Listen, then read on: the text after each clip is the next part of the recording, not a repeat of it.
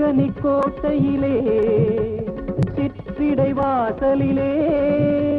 தோரண மேகலையில் தோன்றிய கோலமிது என்ன சுகம் என்ன சுகம் உன்னிடம் நான் கண்ட சுகம்